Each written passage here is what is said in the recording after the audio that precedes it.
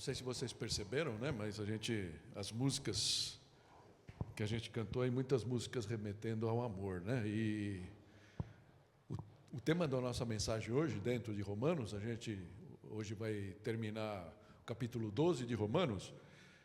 O título que estamos dando é justamente essa prática do amor no cotidiano, tá? E amor é essa coisa que você fala, puxa, a gente não precisa definir amor, né? Mas será que não? A gente vai falar um pouquinho disso para frente. Então, só para dar causa, acho que não temos nenhum visitante, então não vou gastar muito tempo nisso. A gente está seguindo essa série, seguindo mais ou menos esse esquema. Nós já passamos a parte doutrinária, que na verdade são as misericórdias de Deus, né? Paulo traz para a gente as misericórdias de Deus, tudo o que elas representam. E aí, a partir daí começa essa parte, esses dois últimos pontos. A gente está aí no capítulo 12, né? Iniciando essa parte, onde há a nossa resposta. Frente a todas as misericórdias de Deus, tudo que Ele fez por nós, qual é a nossa resposta? Então, se você para, e como a gente não pode pregar a carta toda de uma vez, quando você pega só um flash, né, que a gente faz cada domingo, a gente vai ver hoje dos versículos do 9 ao 21, são 13 versículos. Só que nesses 13 versículos, Paulo dá 30 exortações, orientações, comandos, tá? Então, a gente não vai dar para ver tudo, então vamos separar isso, vamos ver também em partes. Mas você pode olhar, né? De repente você cai de paraquedas e olha para isso e fala, nossa, que essa fé é dogmática, né? Faça isso, faça aquilo, não faça aquilo outro. Mas isso é como uma resposta a tudo que Paulo veio tratando, né? Se a gente estivesse lendo a carta. Isso me remete, o Otávio lembrou numa quinta-feira, já que ele falou das quintas, né? Ele lembrou disso. Lembra no nosso aniversário, que a gente pregou da parábola do filho pródigo? E a gente fez aquela brincadeira que não está no texto, né? Mas dá para a gente imaginar, que é o dia seguinte, a manhã seguinte do filho pródigo, né? Quando ele acorda em casa, está lá, vai para a cozinha. Me veio à mente umas cozinhas bacanas de uns irmãos nossos aqui, né? Que ele dá espaço e encosta ali, pega um café, aquela caneca, tomando café, e aí chega o pai, que deu a festa para ele, que recebeu ele com braços abertos, que perdoou todos os pecados dele, deu uma aliança, deu uma nova roupa, deu uma sandália para o pé dele. E aí o pai chega e fala, ô filho, tudo bem? Ô pai, tudo bem. E aí o pai fala, filho, se eu te pedisse uma coisa, você faria para mim? E aí a resposta, né? Como aquele filho reagiria? Pai, o que o senhor pedir? O que o senhor pedir? Então, é esse o clima, é esse o entorno, o contexto dessas coisas que Paulo vai falar aqui, tá bom? Que a gente possa imaginar assim, nós todos, colocando a sandália de filho pródigo, que todos nós fomos um dia, quando Deus nos resgatou, e a gente então fala, puxa pai, o que o senhor pede para mim? O que o senhor está pedindo para mim? Então, Paulo vem falando, né, ele começa o capítulo 12, falando, pelas misericórdias de Deus, eu rogo a vocês, que vocês se transformem, não se deixem amoldar esse mundo, vão transformando-se, é a metanoia, né? Vai transformando a sua mente, e para que você possa provar e comprovar a boa, agradável e perfeita vontade de Deus. O que seria isso para a nossa vida? Paulo vem agora desmembrando. A gente viu a semana passada, uma parte, né? E agora, então, ele vai falar sobre o amor. Né? Sobre o amor. Amém? Essa é a nossa proposta. Vamos fazer mais uma oração?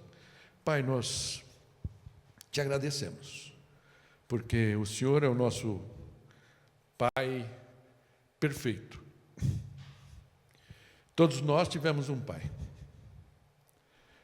Algumas vezes o nosso pai nos decepcionou na vida, algumas vezes.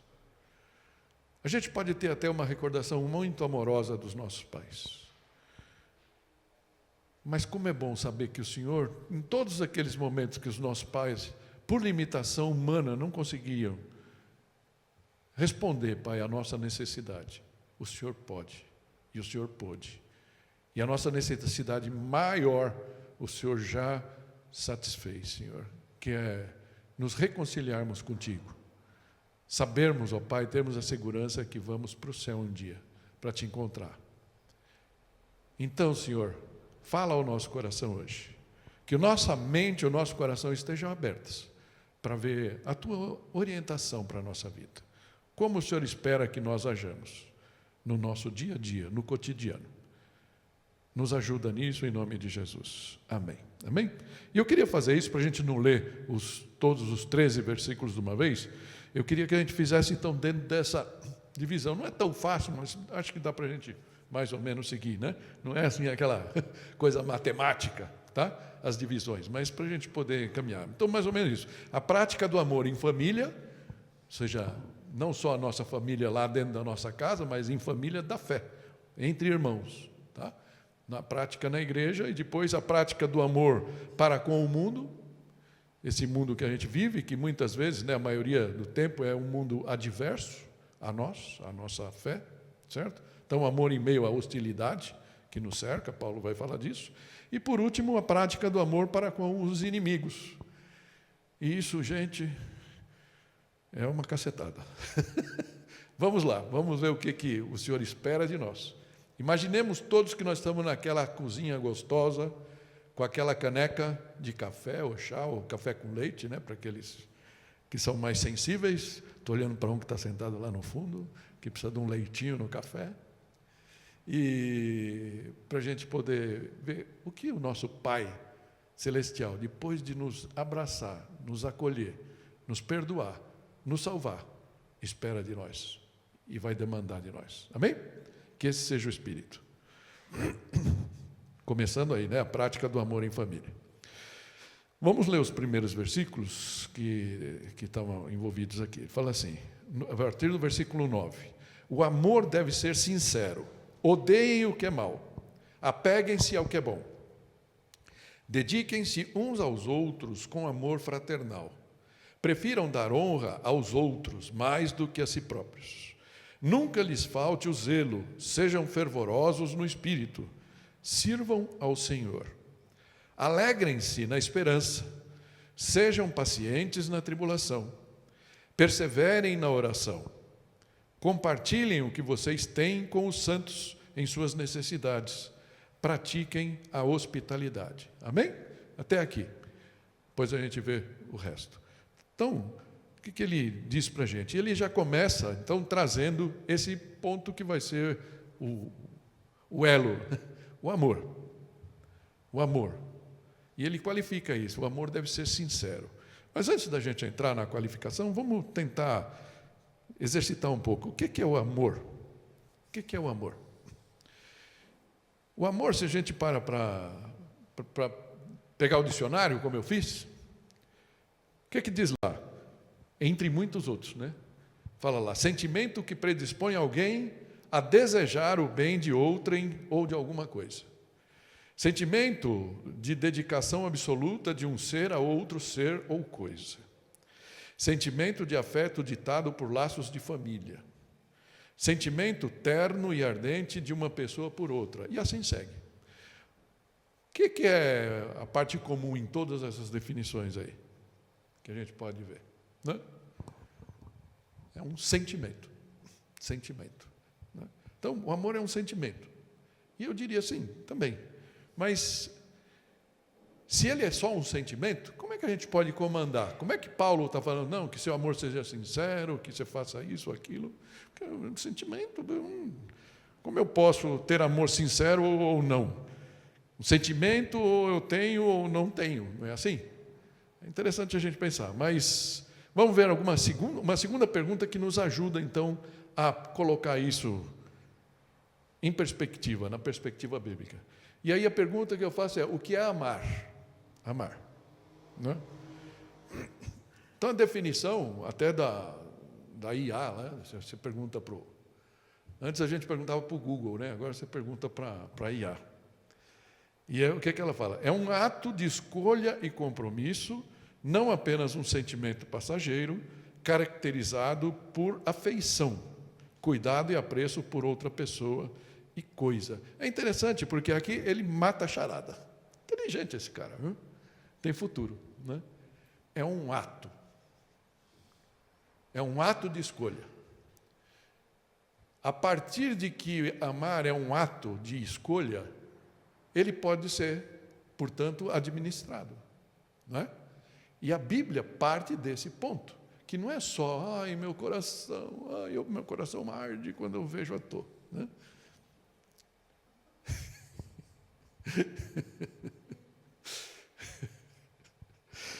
Mas é muito pouco. Eu tenho que escolher fazer o bem para ela. Amém? Porque amar, a gente fala, eu amo a Tomasa, fica fácil, minha esposa, né? A gente está junto só um pouquinho de tempo, né? Então, fica fácil. Mas a gente pode, eu amo pizza.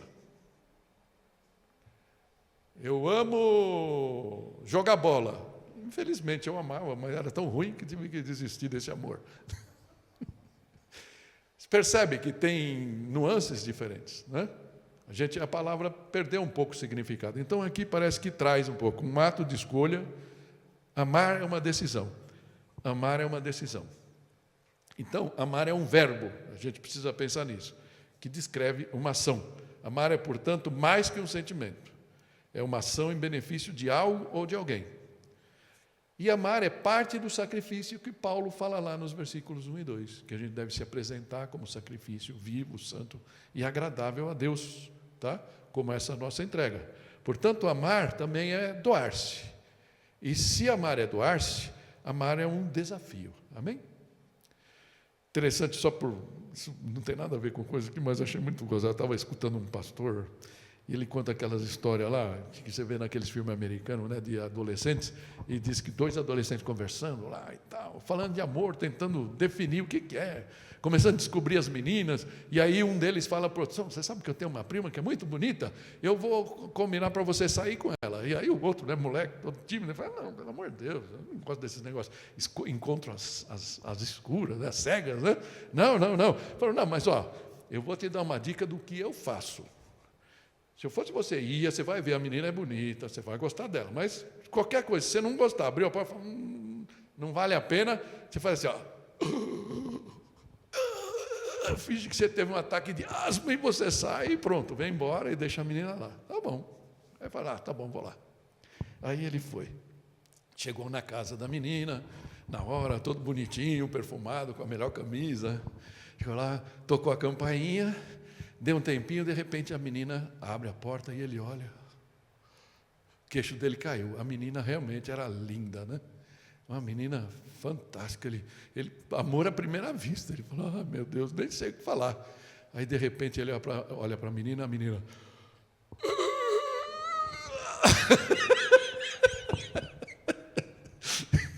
Tadinho do menino.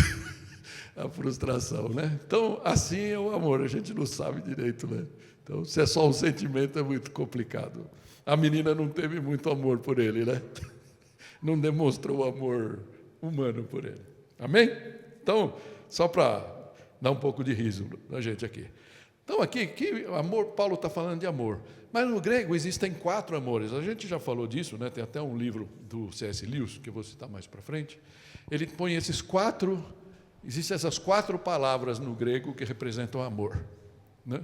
Eros, que a gente sabe, né? Da onde vem a palavra erótica. Amor apaixonado, romântico, muitas vezes associado à paixão e ao desejo físico.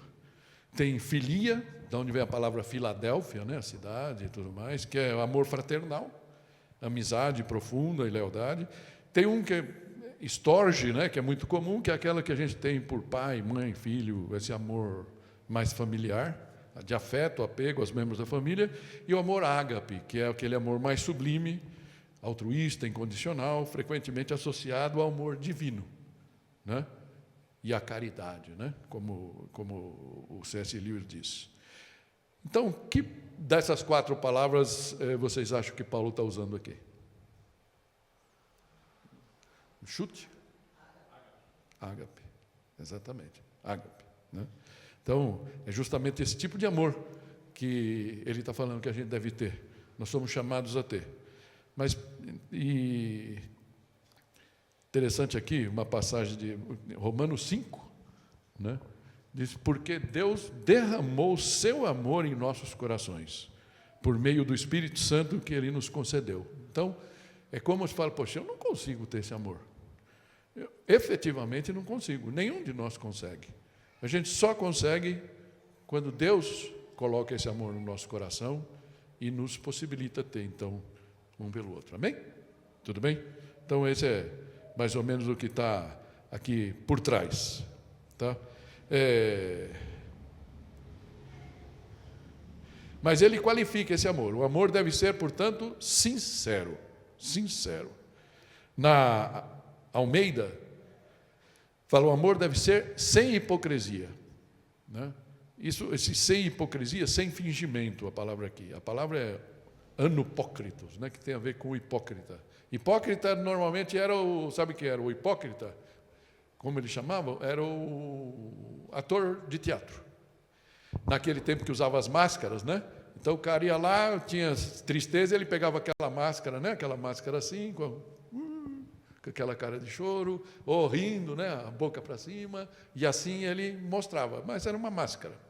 Então, quando a gente fala de uma pessoa hipócrita, é essa pessoa que usa uma máscara, né? Usa uma máscara. Não tem nenhum aqui jovem na idade do gente? Então, no gente, eles exploram bastante isso, das máscaras. Então, também no Alma fazia isso, né? Então, é essa figura aqui, tá? E você pode falar, mas como é que a gente pode fazer isso? Né? Já ouviu uma expressão, a gente brincou outro dia com isso daí, aquela expressão, te amo em Cristo? Te amo em Cristo, hein? Antes a gente brincava muito com isso, né?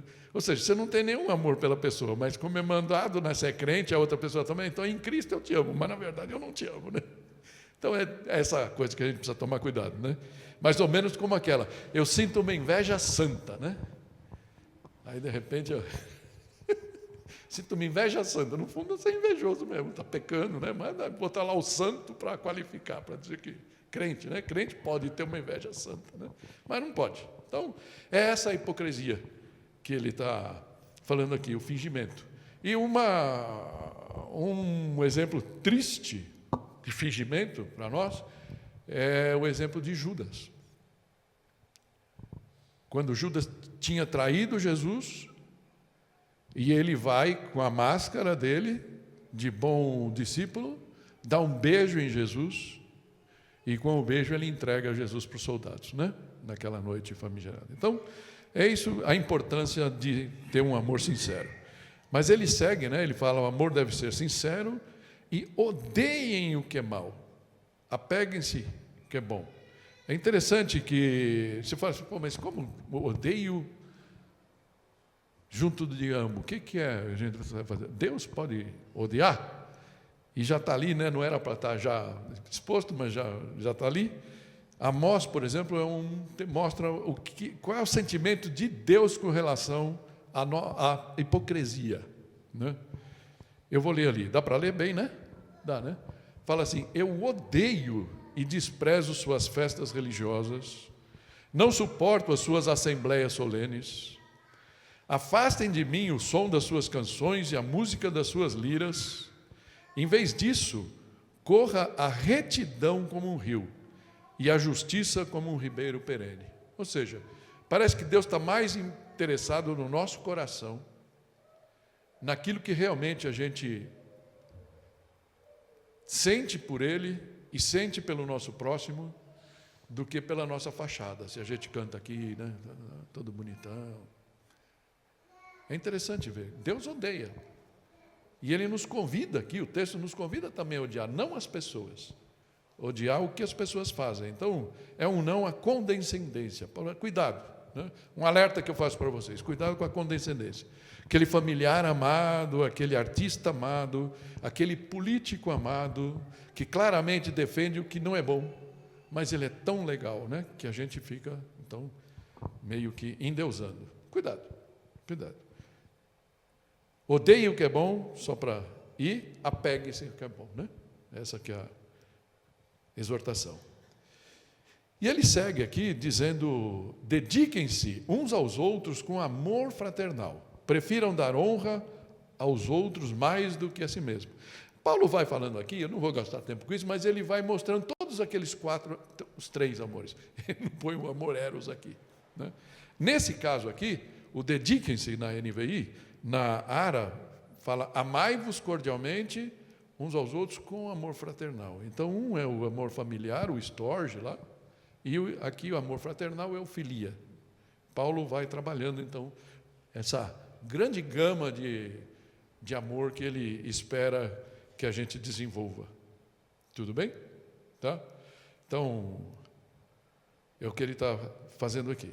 Então, dediquem-se uns aos outros com amor fraternal, prefiram dar honra aos outros mais do que a si próprios. É fácil, gente. O que vocês acham? Sem nada em troca? Mas é o que Deus espera da gente.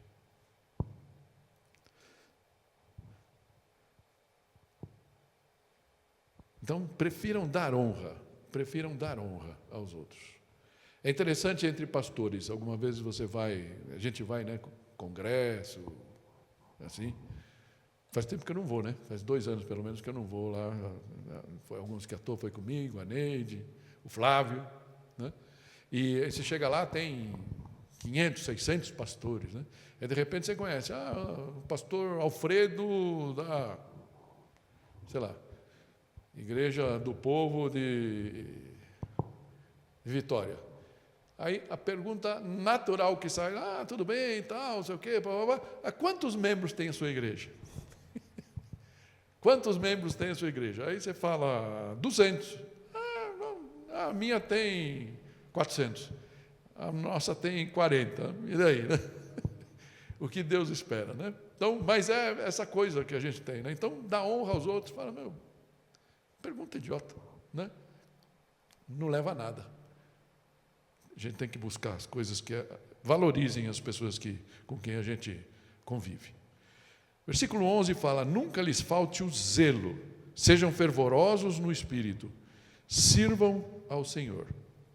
Outro dia estávamos tomando café e a gente pôs lá na TV o YouTube e apareceu uma palavra, uma coisa, sabe esses vidinhos, não quero ver política. Então entrou um vídeo lá que falava num termo que eu não via, precisei procurar no dicionário. Foi até a Tô que olhou primeiro lá no Google. Assídia. Já ouviram falar dessa palavra? Assídia. Também conhecida como demônio do meio-dia, ou preguiça espiritual. É um estado de desânimo profundo e apatia em relação às atividades espirituais e tarefas cotidianas. Aí eu ouvi isso, depois pesquisei um pouquinho, né? Por isso eu estou mencionando aqui. Tá? E ela é considerada um pecado caracterizado por uma tristeza que impede a pessoa de buscar o bem espiritual e a santidade e também de realizar seus deveres mais comuns, algumas vezes, que pode acabar caindo na coisa que é bem comum nos nossos dias, que é me foi o nome agora? Depressão, né? E aí eu fiquei pensando no meu dia a dia, no meu cotidiano, né? Então, nunca lhes falte o zelo, sejam fervorosos no espírito, sirvam. E eu percebi que no meu dia a dia eu tenho um vale. Talvez seja normal, né? Talvez explique, fala o biorritmo, né? Essas coisas e tal.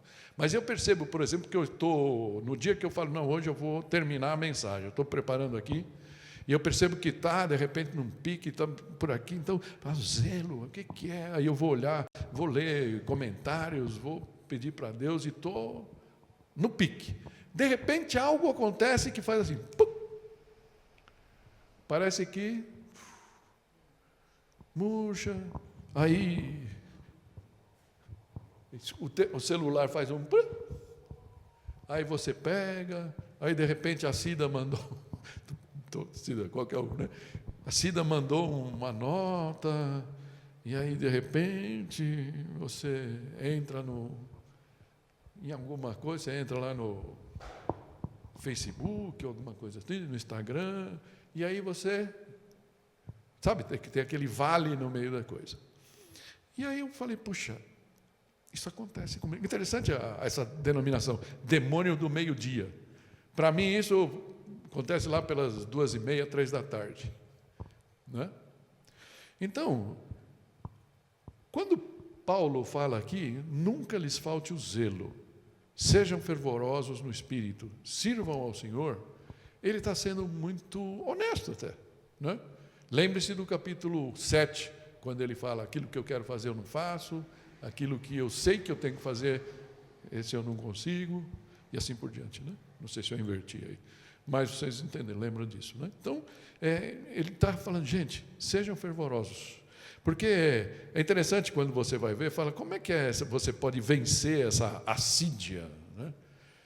Que resposta? E aí eu acho que a resposta está aqui no próprio texto, né? Sendo fervoroso no espírito, sirvam ao Senhor.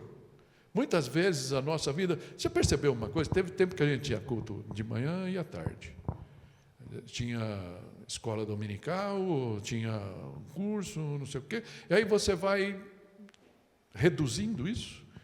E ao invés de falar, nossa, agora então eu tenho tempo para participar, por exemplo, na quinta-feira. Mas não. Quanto menos, parece que é melhor para o nosso corpo. Né? O nosso corpo começa a se acomodar numa situação de leseira, vamos falar assim, espiritual também, física e espiritual, que é prejudicial para nós. Porque qual é o nosso problema? Se a chapa esquentar, estamos prontos? Ou nós vamos fazer como alguns que só por causa da pandemia saíram da igreja, duvidaram de Deus? Não é que saíram da nossa igreja, porque se saem da nossa igreja e hoje estão em outra igreja, menos mal, né? A gente fica triste, mas menos mal. Mas tem gente que saiu, abandonou a fé, porque Deus, na cabeça deles, matou um dos seus parentes e tal. A gente teve casos aqui entre nós. Né? Então, esse fervor que Paulo está nos exortando a buscar, nos ajuda, porque nos fortalece na hora da tribulação. Amém? Então, não se deixem levar pela leseira, pela assídia. Agora tem um nome para dizer, né? Porque a assídia é pecado. Não fica escutando o inimigo, não sei, ai, mas poxa, mas eu estou tão cansado, eu trabalhei tanto, eu não sei o quê. É tudo desculpa para não buscar Deus. Porque todas as vezes que a gente vence isso, e vai, e entra, e participa, a gente sai melhor. Não é assim a experiência que a gente tem? Então, a resposta está aqui. Sirvam ao Senhor. Porque quando você tem que servir, seja o que for, o que eu estou crescendo, eu tenho certeza, eu posso dizer isso aqui, eu estou crescendo mais do que qualquer um de vocês por essa série de Romanos. Que eu sou obrigado a estudar, a mergulhar, para não falar bobagem aqui no domingo. Né? Então, isso me levou, nossa, tem tanta coisa que eu percebi de mim que eu preciso mudar, que eu precisava mudar, e eu fui mudando já, graças a Deus por isso. Então, quanto mais a gente procura, mais a gente vai crescer. E a gente vai ser útil para o Senhor. Né?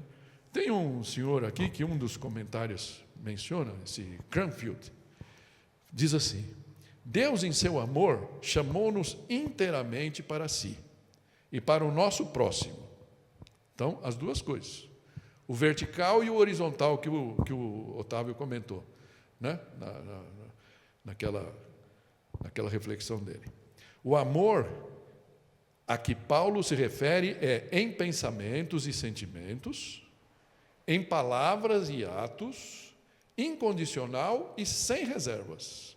O sim do cristão ao apelo de Deus para que se relacione com o seu próximo é um sim que não provém da natureza humana, porque, vamos combinar, não está na gente isso, né?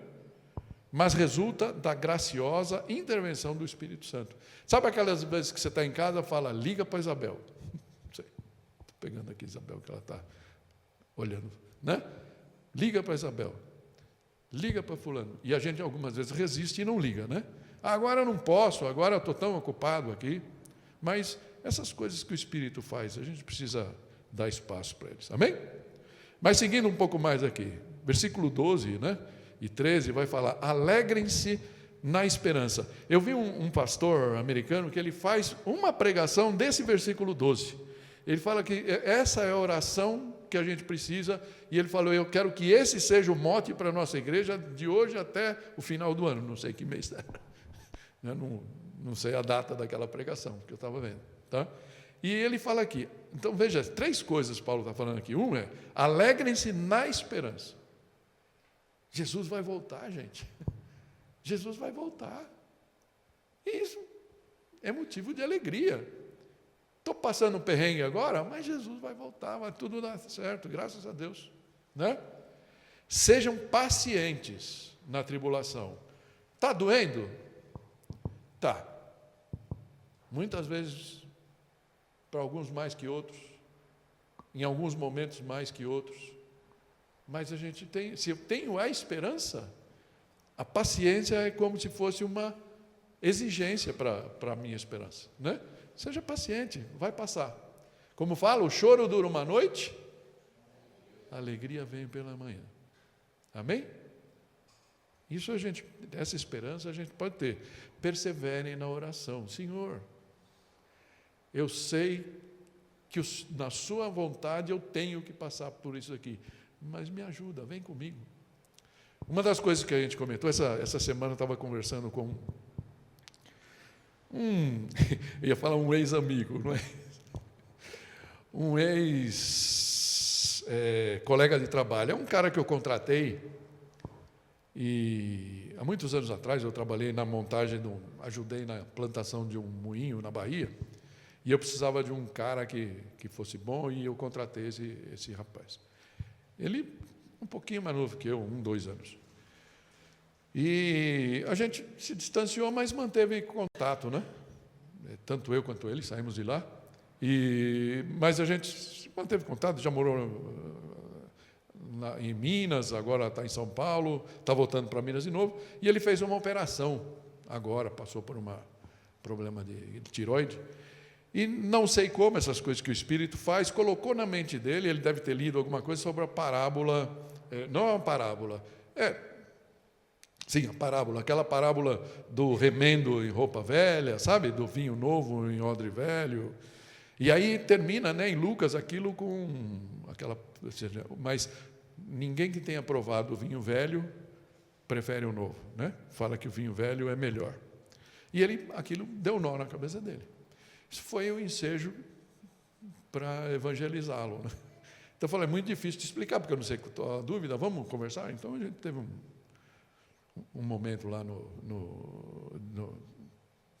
de vídeo, né? Então, conversando, tal. E aí, uma coisa que ele tinha dúvida, mas como é isso de aceitar Jesus, né?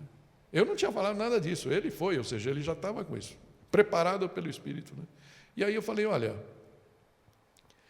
deixa eu te falar a verdade, tecnicamente não é você que tem que aceitar Jesus, mas vamos lá, aí vamos para Apocalipse 3:20, ele leu, né? Eis que estou à porta e bato. E aí fomos para Mateus 11, e aí essa quebrou, né? Onde Jesus fala que, olha, vinde a mim, todos que estão cansados e sobrecarregados, eu vos aliviarei. Mas venham, né? Aprendam de mim, pois meu jugo é suave e meu fardo é leve. Não é isso que está lá? Então, companhia de jugo. E eu falei para ele, então, o que é aceitar Jesus? Que tecnicamente é errado. É você abrir a porta do seu coração. Porque o convite de Jesus é para andar junto, botar aquela canga, né? Eu sempre falo disso, né? E eu acho importante essa imagem. A gente fala, Jesus nos convida a separar, dividir a canga com Ele, o jugo. E lógico que fica suave, porque se Ele estiver com a gente não vai ter que fazer sozinho, não é? Então, aí nesse momento ele viu que ele já tinha mergulhado. Ele estava passo de orar pela salvação. Ele, eu tenho agora a hora marcada, tal, e fugiu. Mas interessante pensar nisso aqui, essa perseverança na oração, né? É justamente isso, falar assim, Jesus, me ajuda a carregar aqui. O Senhor fez essa promessa para a gente andar, eu estou dividindo a canga com o Senhor. Então, perseverar na oração é muito bom, é tudo o que a gente precisa. Realmente, é um motivo para a gente ter esse versículo 12 como uma orientação para a nossa vida. Amém? Compartilhem o que vocês têm com os santos em suas necessidades. Pratiquem hospitalidade. Essa parte acaba aqui. Então, como é que é isso? Deus te deu bênção? Eu contei semana passada, né, de uma coisa, a única nota que eu tinha no bolso, eu acabei compartilhando com uma pessoa. E essas, que mais? Todos aqui entre nós estão bem economicamente? A gente tem tido essa sensibilidade? A gente teria facilidade de ajudar? Fiquem atentos. Nem todos estão tão bem.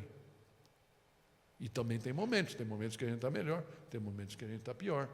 Então, compartilhar as necessidades dos santos, para isso, primeira coisa, a gente não pode ser aquela rosa com aquela telinha que eu sempre uso, né? Aquela rosa linda, argentina, né? Não é isso? Aquela rosa argentina que fala, né? Vem, aí você vai comprar, está cada uma com aquela redinha branca assim em volta para ninguém tocar nela, né?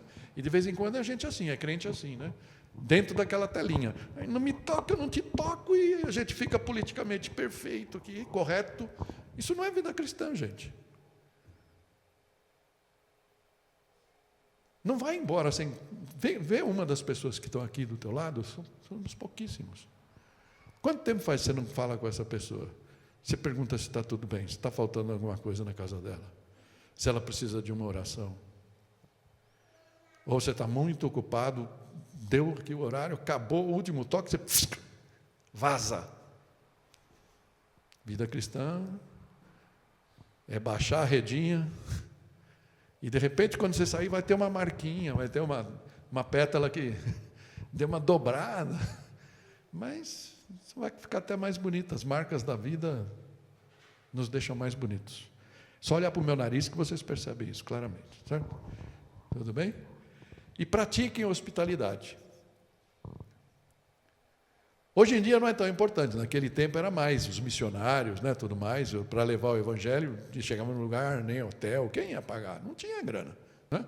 Então, receber gente em casa é muito bom, que a gente possa ter essa... Tem muita casa aqui que eu não conheço, outras eu conheço bem. Tem gente que nunca me convidou, tudo bem, mas não precisa me convidar, convida quem está aí do lado. Amém? Isso é entre nós, na família. O segundo, a prática do amor para com o mundo. Então, mais uma vez, lembrando que o mundo nem sempre é... O mundo não está esperando, você é crente, que legal, glória a Deus. Não. Já? Pessoa de QI baixo. Já olha para a gente meio assim, né? Dependendo dos círculos que você circula, né? Então, que o mundo, como o mundo nos vê? O amor em meio à hostilidade que nos cerca. Versículo 14 começa assim: abençoem aqueles que os perseguem. Uau! Já de cara aqui, né? Por isso que a gente fez esse corte, né?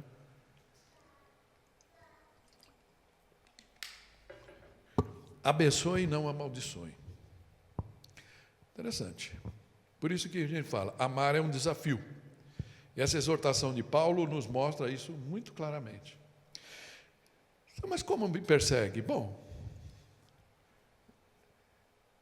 se a gente é crente só aqui no domingo de manhã, ninguém nem vai perceber que a gente é, então não vai fazer muita diferença. Mas se a gente começa a usar o nosso cristianismo, quanto mais a gente usar, mais gente olhando para a gente meio estranho, no trabalho. Eu já contei tantas vezes aqui, coisas até que eu falei muito, né? Eu lembro no trabalho, um dia que me chamaram numa junta lá. Por quê? Não, porque a gente estava convertendo muitas pessoas lá, a gente estava evangelizando dentro do escritório e o meu chefe e o chefe do meu chefe odiaram aquilo. Perseguição, né? No momento eu não sei se eu estava tão preparado para isso, de abençoá-los, mas a palavra fala, abençoe, abençoe, abençoe, não amaldiçoe. Interessante, é uma lição para a gente aprender. Acho que todos nós temos aquelas pessoas que a gente fala, puxa, estou sendo perseguido no trabalho, na escola, na vizinhança. Senhor, me ajuda a abençoar. Eu quero abençoar essa pessoa. É uma decisão. Não é? Eu não sinto no meu coração que eu devo perdoar. Ora, desculpa, eu sei que é complicado. Já tivemos essa conversa com vários de vocês. Mas o mandamento é, perdoa. E eu vou curar o seu... Não eu, Deus. Jesus, o Espírito Santo, vai curar o seu coração, se você agir em obediência. Certo? É o que fala aqui. Então, abençoa aquela pessoa que é meio avessa e não amaldiçoe. E aí o versículo 15 fala, alegrem-se com os que se alegram e chore com os que choram. Você já percebeu como é muito mais fácil chorar com os que choram do que se alegrar com os que se alegram? Sim ou não? A gente não tem problema de... Eu lembro de um filme, que não tem nada a ver aqui, mas um filme do Nicolas Cage, que ele se apaixona por uma... E ele tinha um negócio lá, ele conseguia ver o futuro alguns minutos, 3 minutos para frente, nem lembro o nome desse filme, né? Ele viu uma coisa, é um filme desses de ficção. Ator não gosta desses filmes, mas esse filme dele eu achei legal. E aí ele fazia, então ele se apaixona por uma moça, e ele fala, mas como é que eu vou chegar nela? Ele ia numa lanchonete lá e ele encontrava, a moça estava sempre lá. E aí ele ficava simulando, como ele conseguia ver, né? Você imagina, seria bom, né? Você fala assim, ó, eu vou lá e vou falar pro Flávio que ele é feio. E aí ficava imaginando a forma do Flávio reagir. Então eu vou, na minha mente, simulo, ele reage, me dá um tapa, aí eu volto e falo, não, Flávio, sabe o que é? Que você não é tão bonito, pronto. Aí, mas ele ainda reage, me dá um tapa, aí eu vejo, não, Flávio, sabe o que é? E eu vou mudando, isso aconteceu com ele. E aí como é que ele vai? Ele vai fazendo, contra o ex-namorado dela, que era um grosso, era meio agressivo com ela, e aí numa ele dá um murro no cara, ela fica tão indignada que aí ele perdeu tudo. Aí uma vez ele faz o negócio, ele simulando tudo, né? Até quando ele briga com o cara, mas ele deixa o cara bater nele. E quando o cara bate nele, aí ela briga com o ex-namorado e vai lá e socorre ele e tal, e assim ele conseguiu ganhar a moça, né? Como vítima. Então, eu achei um bom exemplo para isso, porque quando a pessoa está chorando, a gente não tem problema de chorar junto, puxa, coitada da Tô, coitada do... Né? E assim por diante. Mas, quando aquele teu colega de trabalho, vocês estão lá 3, 4 anos na mesma empresa, e aí o cara chega para você e fala, pô, Carlão, cara, nem tem uma boa notícia. Ele fala, qual é? Eu fui promovido. Que legal, e eu estou aqui e nada. Né? Estou aqui há mais tempo que ele, me esforço, saio mais tarde, e ele é promovido. Oh, olha, meu pai me deu um carro novo, né? Ah, que legal, e eu com o meu aqui de 8 anos, tal. Então, eu sei que vocês não são assim, né? Nenhum de nós aqui, a gente pensa isso. Mas a exortação é, chorem com os que choram, tenham empatia, portanto, nessa prova que está tão desgastada, mas também alegrem-se com os que se alegram.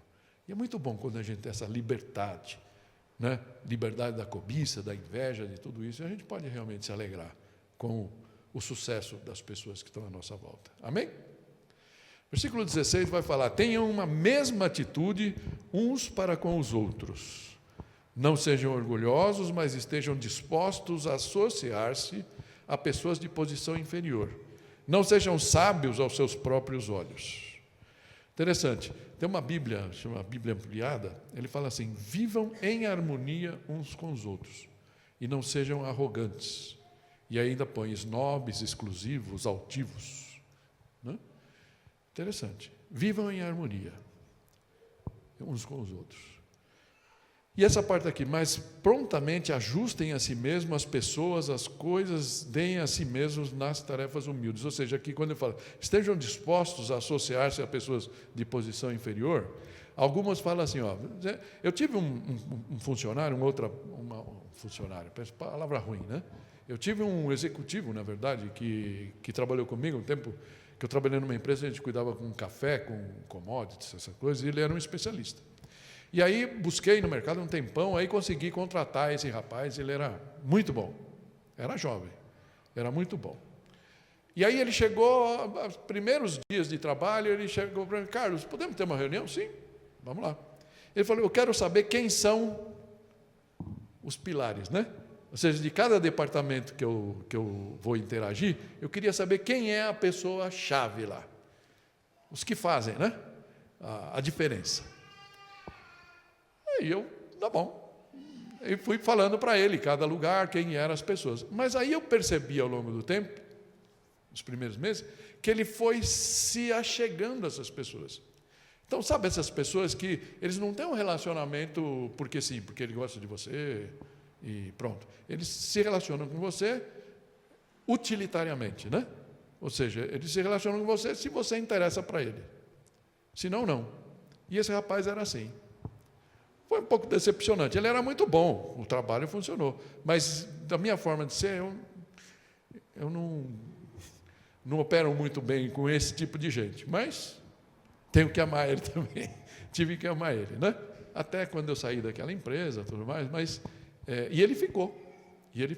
Esse cara. Mas é isso, né? Então, algumas versões falam assim, que você, na Arque, hoje, fala, sede unânimes entre vós, não ambicioneis coisas altas, mas acomodai-vos às humildes. Olha que interessante.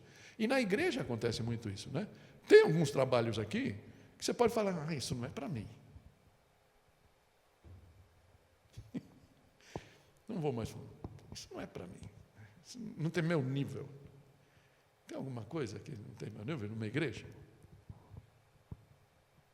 Tem algum problema a gente pegar a feiticeira e dar uma passada aqui? A gente chegou aqui de manhã, olhou, putz, acho que alguma criança comeu biscoito aqui e tal. Deixa eu pegar lá. Passar aqui.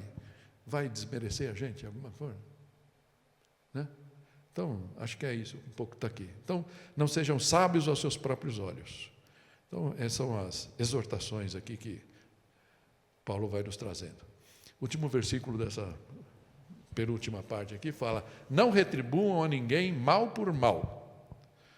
Procurem fazer o bem, o que é correto aos olhos de todos. Façam todo o possível para viver em paz com todos. Interessante esse todo o possível.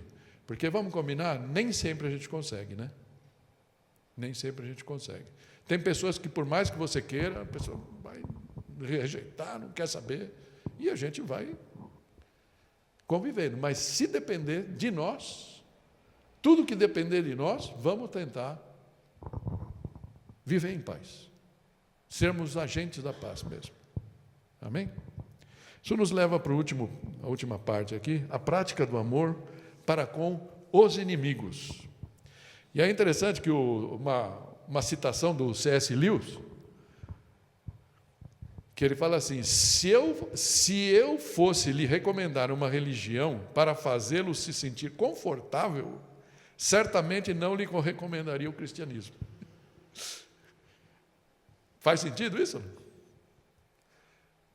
Então, de vez em quando o pessoal vende um evangelho barato, né? Fala: nossa, que gostoso, tudo bem, Jesus nos ama, nos dá beijinho de manhã, tarde, de noite, e vai tudo bem. Só que depois ele fala: olha, está vendo aquele cara que só apronta para você? Você tem que amar. Não só amar. Não, eu tenho um sentimento positivo para coisa. Não, tem que abençoar. E tem que agir para o bem dele. Amém? É interessante que esse é o ponto aqui, os últimos versículos, 19 a 21. Amados, nunca procurem vingar-se, mas deixem com Deus a ira, pois está escrito: minha é a vingança, eu retribuirei, diz o Senhor. Nunca vingar-se. Gente, eu sei que eu sou menos espiritual do que alguns de vocês, mas não tem vontade, não tem gente que não tem vontade de torcer o pescoço? Sim ou não? E quando a gente faz isso, portanto, a gente está pecando, né? Temos que dizer: Senhor, me perdoa, me perdoa. Fala: deixa, segura. E eles falam: mas por que eu não devo me vingar? Como eu vou fazer isso? Eu te dou 3 motivos, usando Jesus. Primeiro, porque Jesus mandou. A gente vai ler aqui quando ele manda. Amém? Olha o que ele diz lá em Mateus 5, no Sermão do Monte. 43 a 48. Ele fala assim: vocês ouviram o que foi dito, ame ao seu próximo e odeie o seu inimigo. Mas eu lhes digo, amem os seus inimigos e orem por aqueles que os perseguem, para que vocês venham a ser filhos do Pai que está nos céus. E aí ele conclui: se vocês amarem aqueles que os amam, que recompensa vocês receberão?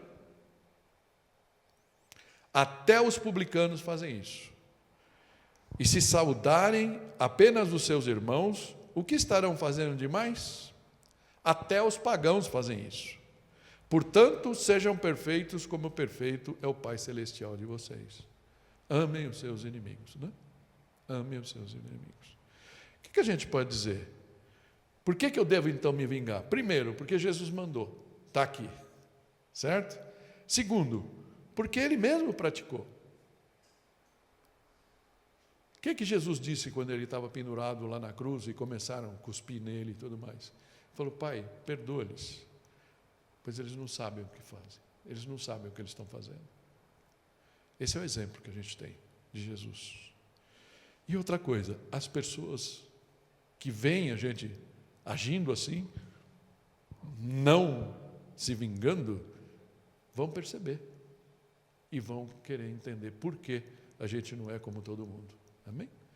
Por isso, os versículos 20 e 21, né, concluem falando assim: pelo contrário, se o seu inimigo tiver fome, dê-lhe de comer. Se tiver sede, dê-lhe de beber. Fazendo isso, você amontoará brasas vivas sobre sua cabeça. Não se deixem vencer pelo mal, mas vençam o mal pelo bem. É interessante isso. Que amor é esse? E nós somos convidados a amar dessa forma aqui. Mas mesmo depois disso, você pode estar pensando: eu não quero amar dessa forma, porque eu não quero sofrer. Eu não quero sofrer. Mas antes disso, vamos só aqui explorar um pouquinho mais. Dê-lhe de comer, dê-lhe de beber. Se você sabe que uma pessoa é sua inimiga, não gosta de você, se você tiver essa oportunidade, ajuda. Porque aqui fala, né, amontoará brasas vivas sobre sua cabeça. Tem muita discussão sobre o que isso significa. Isso aparentemente vem tinha um ritual egípcio, que quando uma pessoa tinha feito uma grande besteira, por exemplo, os samurais, o que eles faziam? Quando eles faziam um negócio realmente que era irremediável, um erro que eles cometeram, fizeram mal para uma pessoa, eles pegavam lá, já viram isso em algum filme? Cortavam o dedo. Cortava o dedinho, enrolava num lencinho e devolvia para a pessoa como prova de arrependimento. Uma coisa extrema, né? Mas os egípcios, isso que tinha um negócio que eles faziam, tinha como se fosse uma churrasqueirinha ambulante, portátil, que eles punham sobre a cabeça, punham brasas mesmo, e eles andavam com aquilo e falavam: para vocês verem que eu realmente estou arrependido pelo que eu fiz, né? Mas, talvez para nós, quando você trata uma pessoa que é hostil a você, que não gosta de você, e você trata essa pessoa bem, talvez aqui o significado mais lógico é que essa pessoa vai falar: puxa vida, eu sou tão áspero com essa pessoa e olha como ela me trata. E talvez você ponha até vergonha nessa pessoa e ela venha se arrepender e até pedir desculpa pela forma que ela te trata. Amém? 1 Pedro 2, 21 a 23 fala assim: para isso vocês foram chamados, pois também Cristo sofreu no lugar de vocês, deixando-lhes exemplo para que sigam os seus passos. Ele não cometeu pecado algum, e nenhum engano foi encontrado em sua boca. Quando insultado, não revidava. Quando sofria, não fazia ameaças, mas entregava-se àquele que julga com justiça. Amém? É isso mais ou menos. O nosso exemplo é Jesus, que a gente seguir. Mas mesmo assim você pode falar: eu não quero fazer isso, porque eu não quero sofrer. Dói muito, né? Então, eu queria terminar, e aqui realmente é a última, as aplicações são o próprio texto, né? Tudo que está aqui é aplicação para a nossa vida. Então, queria terminar, o C.S. Lewis diz no livro dele, para quem, quando a gente não quer sofrer, e fala: eu não consigo obedecer isso, de amar. incondicionalmente. Eu sei que está pequenininho, eu vou ler aqui. E ele diz assim, uma passagem do livro. O simples fato de amar é ser vulnerável. Né? Vamos combinar. Quando você ama, você está aberto para levar patada também. Ame alguma coisa e seu coração certamente ficará apertado e possivelmente partido. Se quiser ter certeza de que o seu coração ficará intacto, não deve oferecê-lo a ninguém, nem mesmo a um animal. Viu? Os amantes aí de animais? Que até os animais, de vez em quando, dão uma, né, na gente. Envolva-o cuidadosamente, está falando do coração, né? Envolva-o cuidadosamente com passatempos e pequenos luxos, evite todas as complicações, tranque-o de forma segura no caixão ou ataúde do seu egoísmo. No caixão, seguro, escuro, inerte, sem ar, ele se transformará. Não será mais quebrado, se tornará inquebrável, impenetrável, irredimível. A alternativa para os riscos de tragédia por amar é a condenação. O único lugar fora do céu onde você pode ficar perfeitamente seguro de todos os riscos e perturbações do amor é o inferno.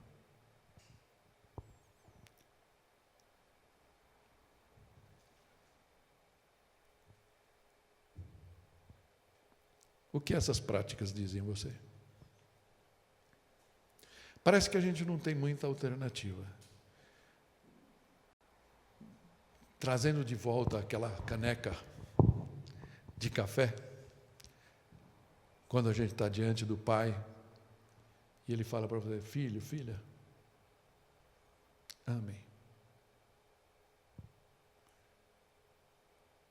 Se doer, eu vou consolar vocês.